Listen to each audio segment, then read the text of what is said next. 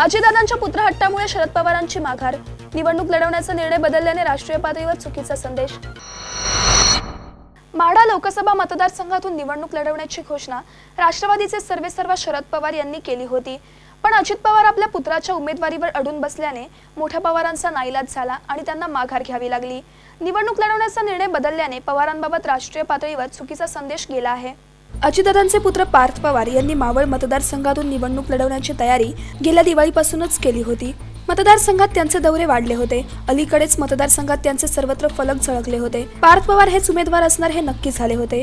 मध्यंतरी राष्ट्रवादी काँग्रेस नेत्यांच्या झालेल्या बैठकीत शरद पवार यांनी पार्थच्या उमेदवारीच्या विरोधात मतप्रदर्शन केले होते। एकाच घरातील किती जणांनी निवडणूक लढवायची असा सवाल केला होता।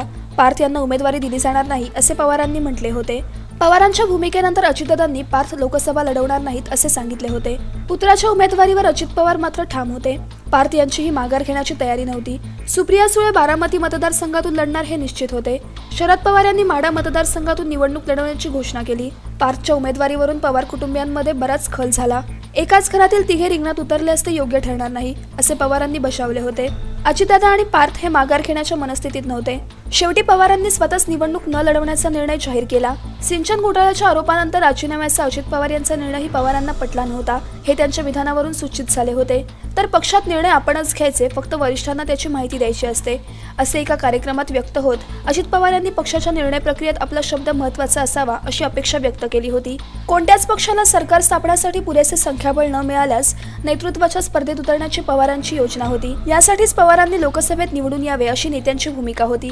त्यातूनच पवार यांनी लोकसभा लढण्याचा निर्णय घेतला होता, पण अजितदादांच्या पुत्रप्रेमामुळे पवारांना माघार घ्यावी लागली।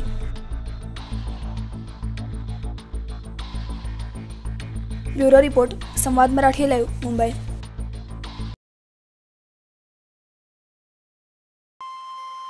श्री गणपती संस्थान महड, तालुका खालापूर, जिल्हा रायगड।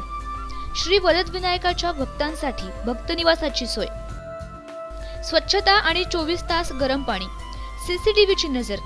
आगाऊ नोंदणीसाठी संपर्क करा 021 92 26 69 12 72 76 47 38 54।